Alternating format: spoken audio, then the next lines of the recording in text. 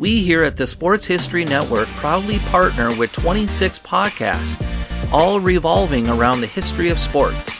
But did you know that many of our hosts were sports history authors way before they started their shows? It's true. We've got Joe Ziemba, host of When Football Was Football, Joe Zagurski, host of Pro Football in the 1970s, Mark Morthier, host of Yesterday Sports, Tommy Phillips, host of Lombardi Memories, and Scott Adamson, co-host of From the 55-Yard Line. All these authors have many books for you to choose from. To check them out, go to our website at sportshistorynetwork.com/sportshistorybooks. Pick up your copy today. Soundtrack provided by Kevin MacLeod of filmmusic.io. This podcast is part of the Sports History Network, your headquarters for the yesteryear of your favorite sport. You can learn more at sportshistorynetwork.com.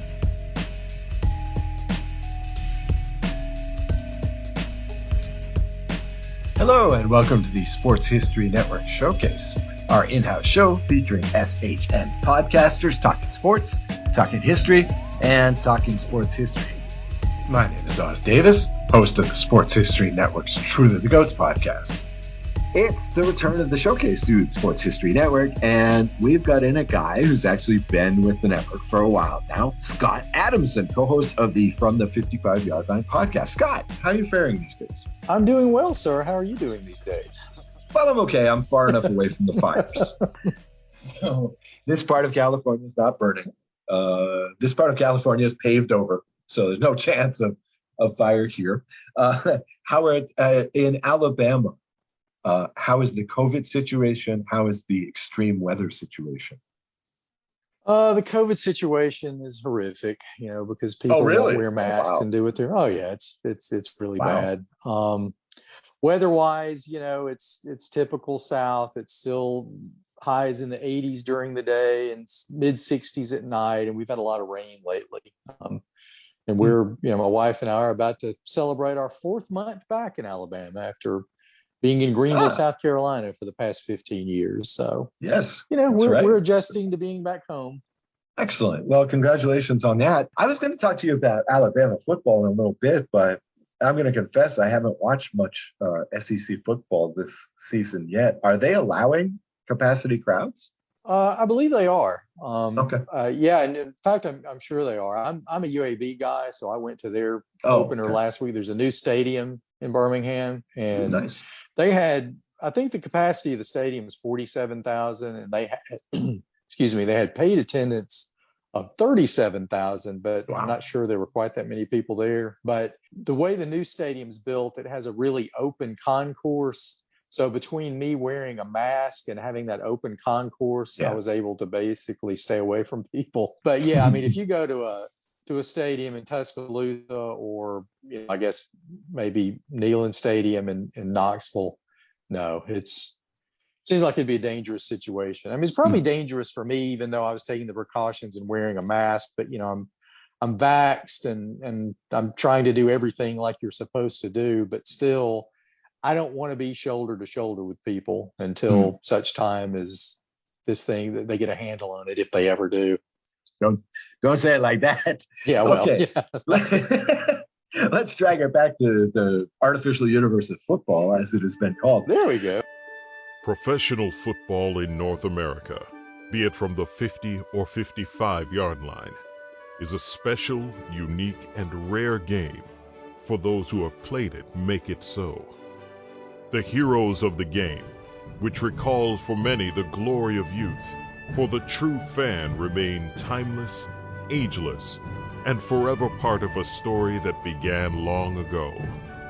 For their stories are legends, in which they found in the sport a demanding measure of their courage and ability, the achievements of which remain forever enshrined in the words of the researchers, historians, and sports writers, without whom their stories could not be told. Join with Scott and Greg from their 55-yard line perch and the Sports History Network on a discussion of professional football today as seen through the lens of a time where we got our news from Cronkite and Cosell, and when the game was filled with magic and wonder, where the heroes of youth, with names like Unitas, Stabler, Jackson, Greasy, Lancaster, Holloway, Staubach, Moon, and Bradshaw, played before us on old cathode ray screens and in ancient stadiums now long gone, but never forgotten. From the 55-yard line, in your view, what is the concept of the podcast? Well, it's kind of interesting because I had, I'd done things with you and Joe before, but I had never really thought about doing a podcast on a regular basis. But Greg Smith, he and I got to know each other through Twitter. Kind of social media can be horrible, but can also be kind of cool because you make friends that, otherwise you wouldn't have.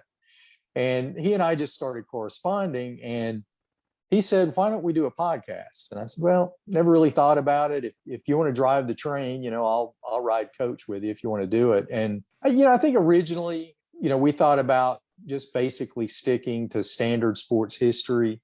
And he wanted to gear it more towards the CFL because, he and I both are big CFL guys. So that's the main focus, but we tend to break character pretty often. We basically just want to get people on who want to talk about football. And if they can talk about the CFL, that's great. But we're primarily, I think, interested in just the history. Sometimes when you're older guys like we are, you kind of want to look at things through grainy old footage, at least in your mind. So I think that's kind of what we're trying to do a little bit. And it's, it's fun. I mean, we've got to talk to some really interesting people. And, to me, it's just, I love history and I just want to learn things that I didn't know before. And that's one thing that from the 55-yard line has really been able to do for me. I'm learning a lot from it. I think it's interesting. My theory lately, I mean, not that I'm getting older, is that I think that people get interested in history as they get older because they've been watching it happen their whole life. You see something like Man on the Moon, Space Shuttle Challenger, Bills Giants Super Bowl, Tom Brady, whatever. And then you slowly watch as it becomes viewed from a perspective. And then pretty soon we've got a whole generation of kids who, for example, never saw Michael Jordan play. And then right. And certain folks, you think about that and you're like, isn't that interesting how the perspective of these things change? I was there, let me tell you about the history. So I think that's really it. If you're a journalist like yourself or myself, as we used to be, you see things and you observe this happening. Yeah, now, it's really, when you have that distance of time and years, I mean, I can go back and remember when Monday Night Football first started and how as a kid, that was just thrilling because that was an excuse. You could ask your mom and dad if you could stay up on a school night to watch football because it was, oh, wow. But yeah, now, I mean, good Lord, you can watch football constantly almost. I mean, it's basically 7 days a week, when you think that ESPN now occasionally throws in a Tuesday night college football game. I mean, I think when we look back when it was kind of, on Saturday, you might have one college game. And if you lived, there were two networks doing the NFL. So you get maybe two games on a Sunday and that's, that's all over with now. That's ancient history now. Yeah, it's so funny because it's still there, right? That archaic thing still exists, right? So on CBS, you'll have a couple of games. And like, for example, out here, you'll get the Rams at the top if they're out east. And you'll get the Chargers at the bottom if they're at home or whatever. Or you'll get the Raiders because they're in division and they're really popular. And, that still exists. But nobody cares because you got Red Zone. Because you got NFL Network Pass, absolutely. Right? You watch your team. It's interesting. I read this study. This is only vaguely relevant. But I read this study where they polled baseball fans and football fans. And they polled them and they said, okay, would you watch a game that doesn't have your favorite team in it? And, the results are pretty much exactly what you would think. 70% of football fans said, oh, sure. Whereas 70% of baseball fans said, no way. Football, people will watch any football at any time, pretty much. Now that Americans are discovering the CFL, thanks to betting and fantasy football, mostly. Now, on a totally different subject, Scott, you're a retired sports writer. You are retired. You consider yourself retired? I am. Okay. You're a Yes, retired I'm earning sports no director. money, so I'm retired. Right. There you go. Well, I think a lot of people are like that nowadays. That's true. Okay. So you were in the American football, American sports game for decades. But how did you get into CFL football? I mean, other than that brief flirtation in the U.S., how did you become interested in the CFL? I mean, you still follow it now, so. Oh, absolutely. Yeah. I mean, it started in the early 70s, growing up in Birmingham, one of the local channels would show truncated CFL games in the summer. And I think it was whatever TV deal they had, where I think originally they were going to try to do live games, but for whatever reason in Birmingham, we basically got games that were maybe a day late and cut down to an hour. And I was all about football in the early 70s. I mean, I started loving the AFL in the late 60s. So anything that was related to tackle football, I was all about. And there was something about the CFL that just seemed exotic to me. 3 downs to make 10 yards and 12 players to a side, and the length of the field, because when I started watching it, the end zones were still 25 yards deep. Mm-hmm. And I just thought it was great. I thought, man, this is just such a cool brand of football. And it was just one of those things that stuck with me because I loved it so much. I would have friends that, I'd see them on the playground or whatever. And say, oh man, did you see the CFL game? And they'd look at me like, what is the CFL? And it was like, it might as well be a league out of Russia, to talk to them about it. But I just, I love the style of it. And it was one of those things where, to me, I'm looking for the entertainment value of the game. You don't have to be the best athlete. You just need to play something that entertains me. And especially in that era, those games were fun to watch. And I just became a fan and have, remained a fan now for 40 years. I mean, it's crazy.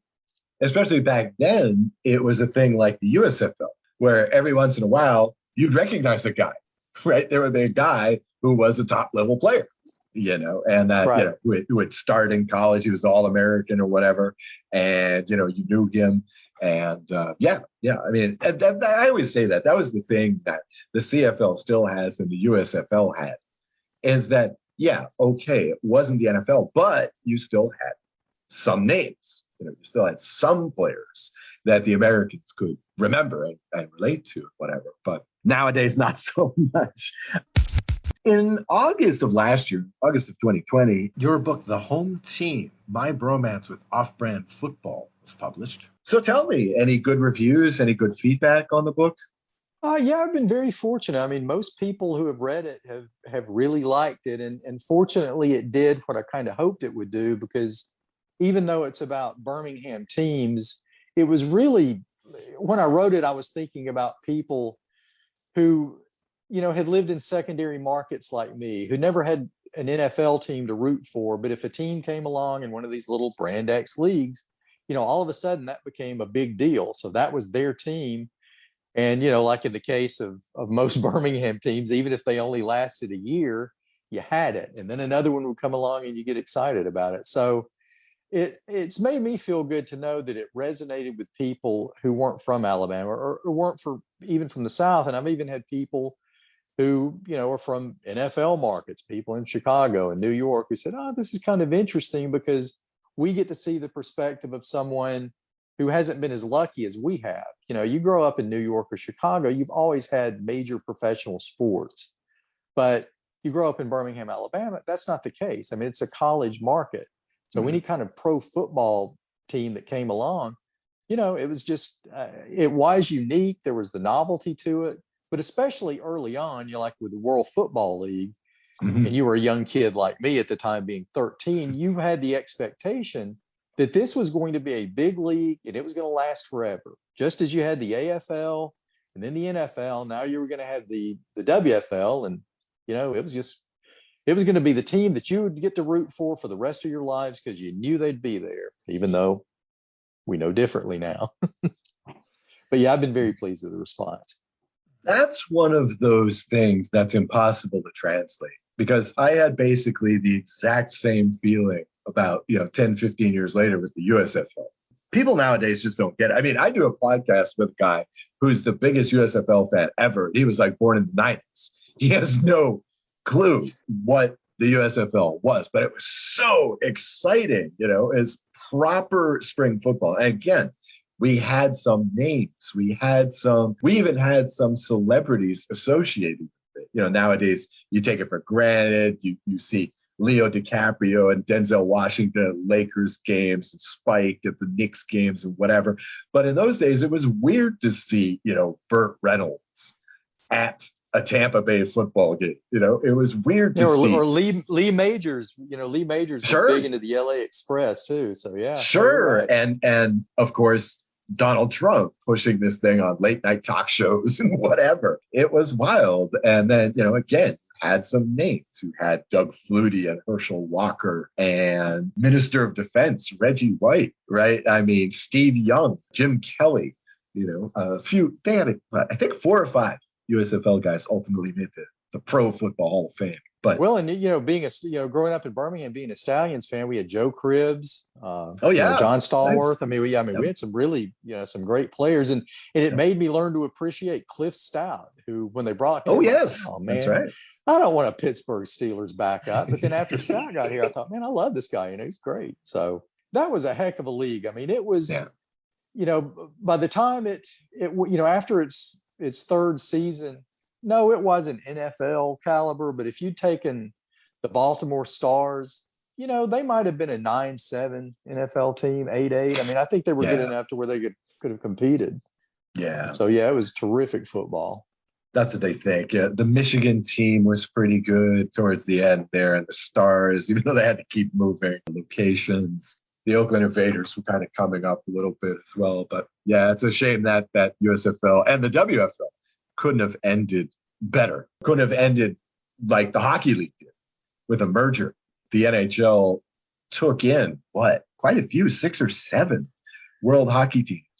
And then paid off the other 2. See, that's what was heartbreaking to me, because I think they just took in 4, because when they had the merger, there were 7 WHA teams left. Right. Okay. And they originally said that it was going to be a full merger. So I'm thinking, because I'd become a huge Birmingham Bulls fan at that point too. I'm thinking, oh my God, we're going to have an NHL franchise in Birmingham, Alabama.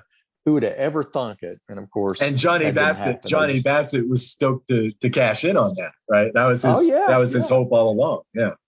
Yeah, that's where I became a huge fan of John Bassett when he owned that team, even before. Yeah, I mean, he was with Memphis in the WFL, and then of course Tampa Bay with the USFL. But he was, it was a good product. I mean, they didn't win a lot of games, but they were fun to watch, and it turned me into a huge hockey fan. Which, again, before the World Hockey Association, I didn't even know the sport existed, and then I became a fanatic about it. Right, and these days, you just move a team to Memphis, right? You just move a team to Atlanta or whatever. But in those days, you actually had to form to get hockey, below the Mason-Dixon. You had to form a league, a team. You had to make one outside of the regular league. Like, that was the thing about the WFL. Hey, how do you get American football to Hawaii? Well, you make a league. And it's interesting because that might work nowadays. The flight to Hawaii is still pretty extensive. I understand that the flight to Alaska killed the Alaska Arena League teams, because for a couple of years they had teams in the Arena League, but the flight time just killed that team. Right? People just didn't want to play. It seems like Alaska had an ECHL team too. Maybe they still do. I'm kind of ECHL impaired now, but I believe so. It's wild, but I worked up in Alaska for a couple of summers, and they have their own independent baseball league up there. They have the Hawaii Alaska League. And so there's a handful of teams in Alaska, a handful of teams in Hawaii, and they just jet down back and forth. And then they also play exhibition games against Japanese teams. Oh, that would be cool. As well. Oh, it's a dope league. It's really cool. It's like Anchorage Pilots and stuff like this. It's a dope league. But it's kind of like, you'd probably put it at about a double-A ball. But it's wild because nobody else knows about this stuff. It's this proper pro league, but only the locals know about it. At the Sports History Network, we're all about sports yesteryear, and so we're so pleased to introduce you to Row One, an online memorabilia gallery and shop that brings you sports history to life anywhere. The Row One gallery includes over 5,200 gorgeously reproduced prints of team posters, game program covers, game tickets, advertisements, and more in baseball, pro and college football, pro and college basketball, and more. And any gallery item may be printed in a variety of sizes on wood, metal, canvas, acrylic, or poster paper. And in Row One shop, check out the thousands more of unique items with the retro and historical designs dating back to 1876, including t-shirts, long sleeve shirts, phone cases, mugs, blankets, pillows, towels, and even shower curtains.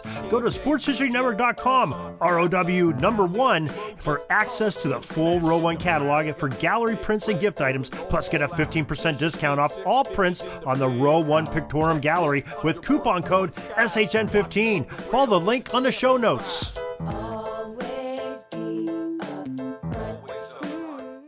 I'd like to take a minute to tell you about quite possibly the greatest website of all time, newspapers.com. If you're listening to this podcast, or any of them at the Sports History Network, you're probably into sports history. And you probably also know that for learning about anything prior to, say, 1990 online, the typical search engines like are nearly completely useless. But then there's newspapers.com. Newspapers.com gives you access to over 640 million pages worth of news from North America, Britain, Ireland, and more, dating from 1798 to last week. Do up a search for Super Bowl I, the 36th Berlin Olympics, Wayne Gretzky's first game, whatever. Newspapers.com takes you there with historical flavor that search engines like just don't give you. And now, get a free 1-week subscription to newspapers.com by visiting sportshistorynetwork.com/newspapers. With a paid subscription, you'll also be helping to support the production of this podcast and other Sports History Network shows. That's sportshistorynetwork.com/newspapers. Newspapers.com. Way better for searches than you know what I'm talking about. I wanted to ask you this. Are you following Alabama football this season? Should we just expect a rollover to the finals? And do you think they showed a little bit of fallibility, only beating Florida by 2 points a couple of weeks ago? Yeah, I'm going to be honest. I'm kind of like, I'm so into UAB football. Obviously just from what you're seeing, if I'm a betting guy, which I'm not, because then I would be even poorer than I already am. But I'm thinking you're going to see Alabama and Georgia in the SEC championship game, and then probably also playing again in the national championship game, just from what I've seen. Georgia right now, of course, UAB played them, and it was 56-7. UAB's only points came out of pick six, but Georgia is just incredible on both sides of the ball. So it's still early in the season, but I think they might be the team this year. But that, having said that, Kirby Smart still hasn't beaten Nick Saban, so he'll get a chance, because I would be stunned if you don't see Alabama and Georgia playing for the SEC championship. But I'll admit I've been kind of myopic with my own school here, and I'm more of a pro fan than I am a college fan. So the college thing, it's kind of like, outside of UAB, I'm catching the highlights and sort of looking at the scores, but I wouldn't pretend to really have any kind of true insight into who's great and who's not, other than, what you can obviously see. Mm-hmm. Well, who do you follow in the NFL then? Who does Alabama consider the home team? Memphis? That's a good question, because now I know, we talked a little earlier about the TV games that are shown in market. Right. The two market teams in the Birmingham area are Atlanta, the Falcons, obviously, and the Tennessee Titans. Right. And there seems to be, just around people that I interact with, the Titans seem to have a fairly big following here. Mm-hmm. Now, I don't know if it's, there's a lot of envy about Atlanta. Birmingham, Atlanta are kind of, cities that compete against each other, in several different ways. So I don't think there's a huge Falcon fan base, even though there's a huge Atlanta Braves fan base here. But the locals seem to really, lean towards the Titans. As you know, I'm a Jets fan, so none of that makes any difference to me. But you poor guy. Yeah, really. Sorry. I was telling Greg yesterday on our podcast, you just learn to embrace the suckdom. It's been 50 years, so you deal with it. You're bad, you're going to be bad, you enjoy badness. But yeah, I mean, I think a lot of people too, especially in this part of the country, don't even really have, a favorite NFL team. But if, a local guy from Alabama, Auburn, or whoever, if they follow them, then all of a sudden, I like that team. Like you probably have a lot of Alabama people that like New England now because of Mac Jones. Right. So. Right. But, you got three quarterbacks there now in the NFL, right? You got Tua. Yes. And Hurts. And then you've got Mac Jones over there in New England. Mac is looking like the best, pretty much. But in my opinion. But you mentioned that you're a Jets fan. What's your take on Zach Wilson? He's got to give you a little optimism, huh? Yeah, he did last week. I mean, up until last week, I'm thinking, oh man, we should have kept Darnold, because Darnold's, done a really nice job with Carolina. But as a Jet, that if there's going to be a trade or any kind of movement, it's going to be the wrong move. It's like this is a franchise that I fully expect, like next season, they'll get the first pick in the draft and they'll pick a long snapper or something. They're just going to do something very, very Jets-like. But yeah, wow. I thought he looked good. I mean, they've got huge line issues, but they showed some moxie against a decent team. They beat the Titans, and now they're going to be playing in London against the Falcons. That's definitely another winnable game. So, wow, if they could come out of next Sunday 2-3, I think I was telling someone else this, if they could finish 8-9 this year, I would be thrilled. I would figure that would be just huge progress. Wow. Yeah, that 8-9. I don't know. You kind of think they're going maximum 1-5 against the East. Oh yeah, no, right? no. Trust me, I know they're not going to. Yeah, no, trust me, I know they're not going to finish 8-9. But that's why I'm saying if they did, that would be a huge success story for me. Yeah, that would be awesome. I'm thinking they're going to win 5, maybe. I think they'll finish maybe 5-12. It's kind of a culture thing at this point, isn't it? Because I mean, Sammy Darnold is proving that it wasn't really him. I mean, he's not really that. I don't think he's a Zach Wilson. He can't flick the ball downfield 50 yards like Zach. Yeah.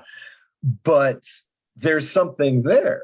I mean, he's leading the league in rushing touchdowns right now. That's something what's like that, right? To me. It's like, to me, this is coach-player communication. To me, this is, you didn't know how to use this guy.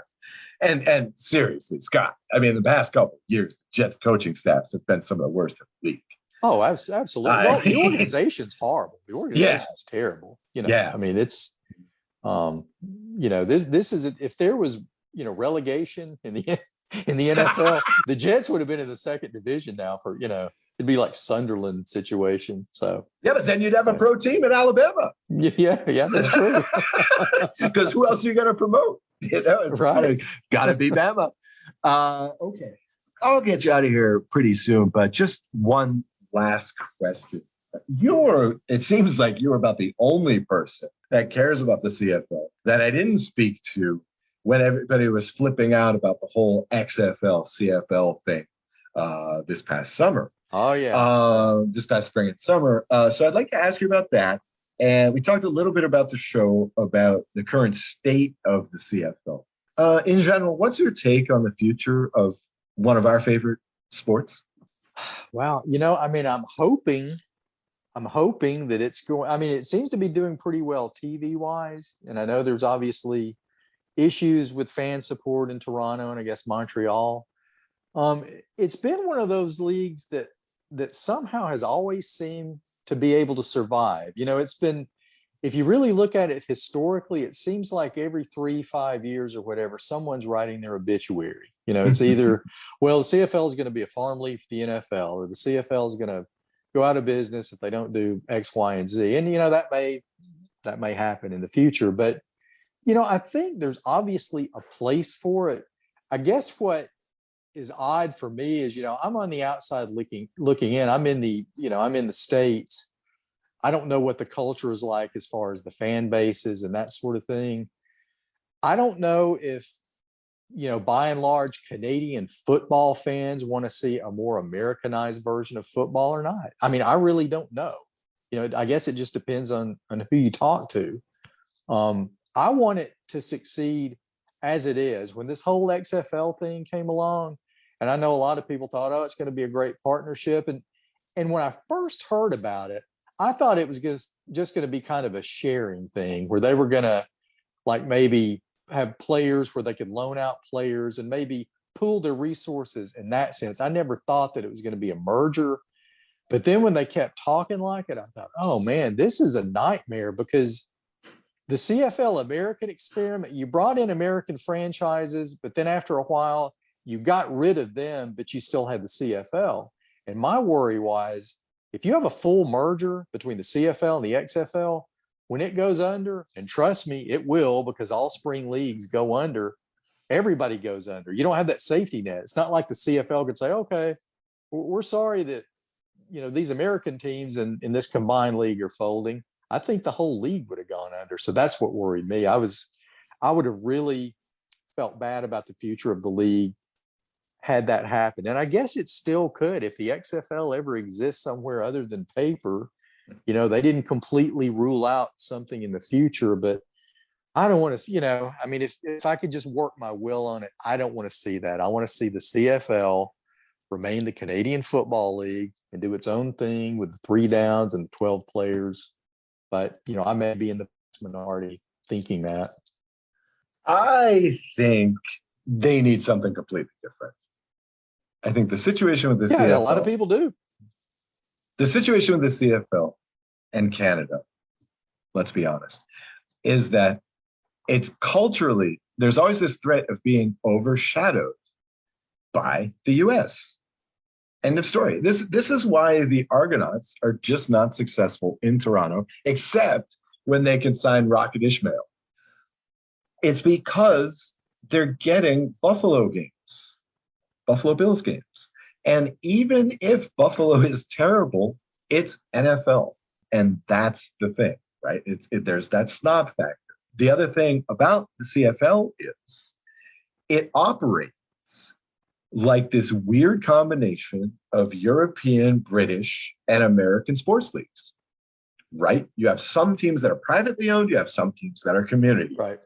Right. You have this thing where you're dependent not on the TV, like in North American sports and in, big European competitions like the Champions League and whatnot, but on ticket sales, right? So you have to operate in that European soccer framework, but in a North American capitalist system. So at one point, right towards the end, when the CFL said, okay, enough of this, The Rock proposed a really neat idea, which was this, okay? You have the XFL season, which is like 10 games or whatever, and that involves the CFL teams, right? So, and the home team rules are the rules. So if you're playing in BC, you're playing CFL rules. If you're playing in Seattle, you're playing US rules. Okay, then after the 10 games, you do the playoffs and whatever, and then you have the championship, right? After that, the CFL then continues, plays the 8 games remaining on its schedule, has the Grey Cup.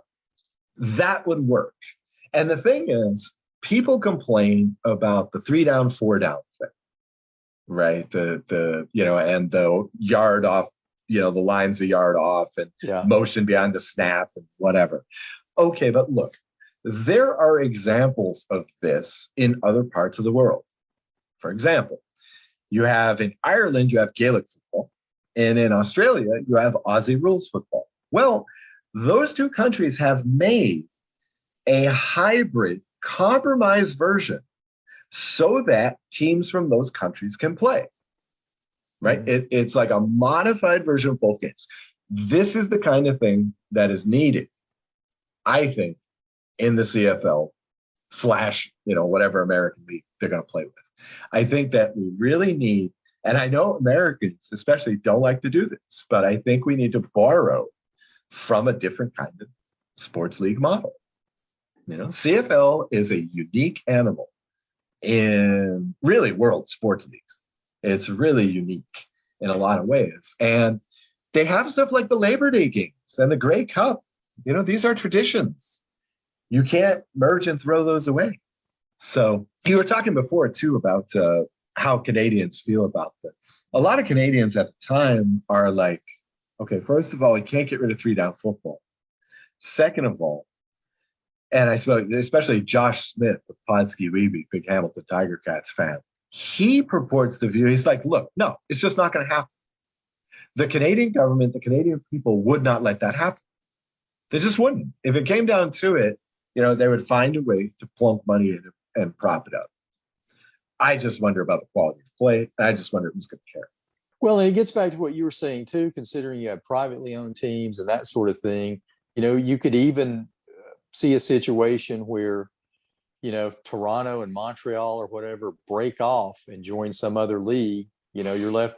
It's like an Eastern-Western thing. I mean, yeah, it's just it's this big puzzle, and it's just kind of odd to see.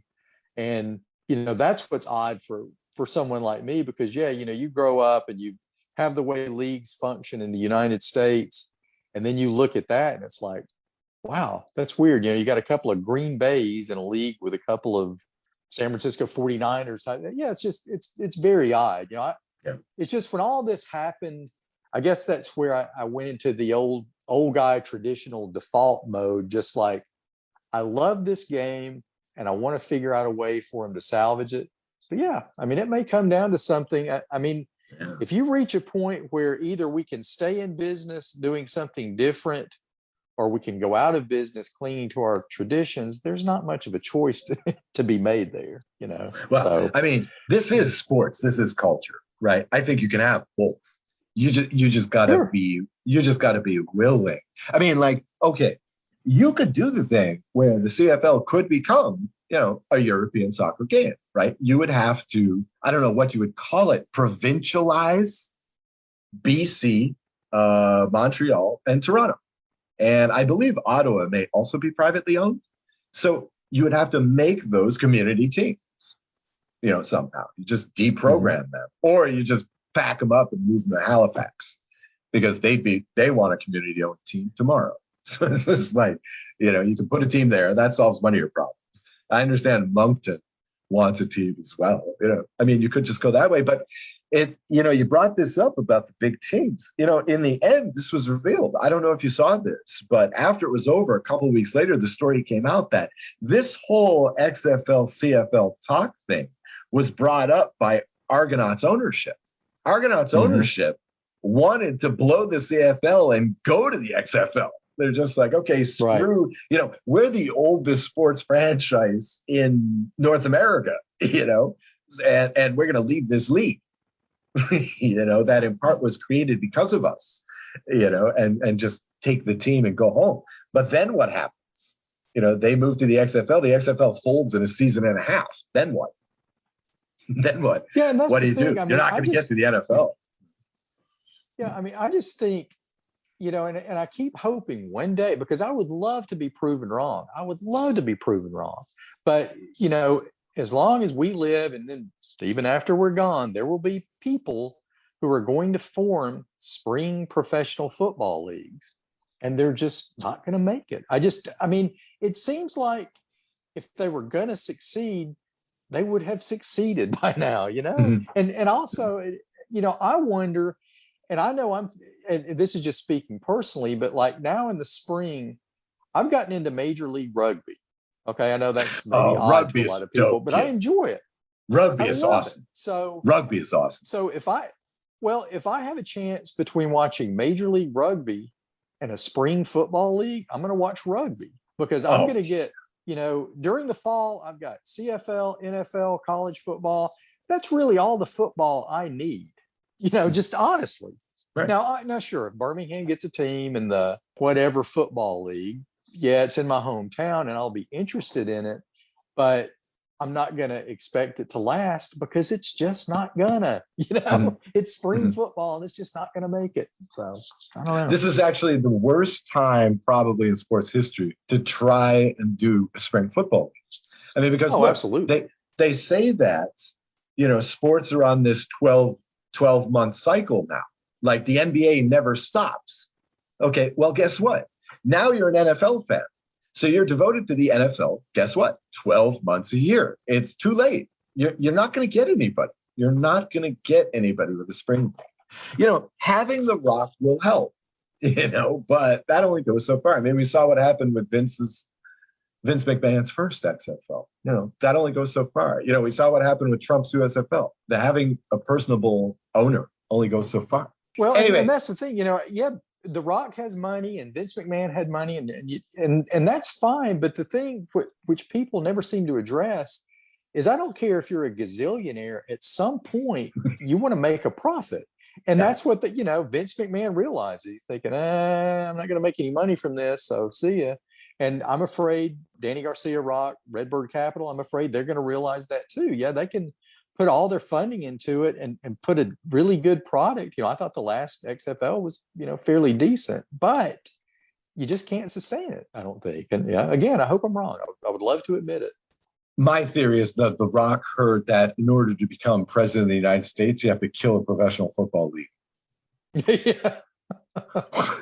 All right. Scott Adamson, co-host of the From the 55-Yard Line podcast here at the Sports History Network and author of the book The Home Team, My Bromance with Off-Brand Football. Thanks for joining us on the SHN Showcase.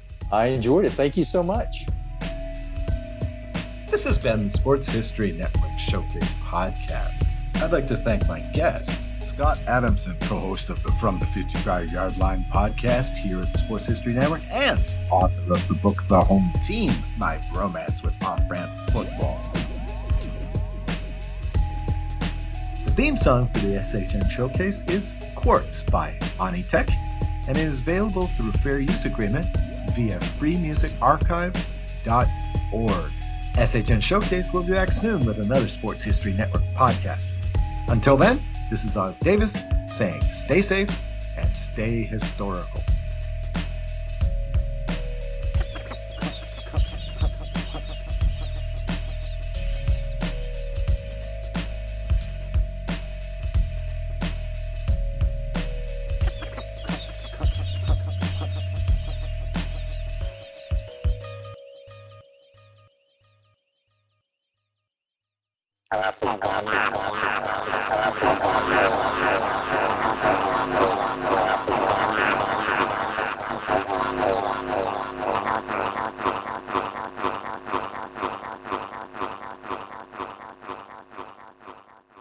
At the Sports History Network, we're all about sports yesteryear, and so we're so pleased to introduce you to Row One, an online memorabilia gallery and shop that brings your sports history to life anywhere. The Row One gallery includes over 5,200 gorgeously reproduced prints of team posters, game program covers, game tickets, advertisements, and more in baseball, pro and college football, pro and college basketball, and more. And any gallery item may be printed in a variety of sizes on wood, metal, canvas, acrylic, or poster paper. And in Row One shop, check out the thousands more of unique items with the retro and historical designs dating back to 1876, including t-shirts, long sleeve shirts, phone cases, mugs, blankets, pillows, towels, and even shower curtains. Go to sportshistorynetwork.com, ROW1, for access to the full Row One catalog and for gallery prints and gift items, plus get a 15% discount off all prints on the Row One Pictorum Gallery with coupon code SHN15. Follow the link on the show notes.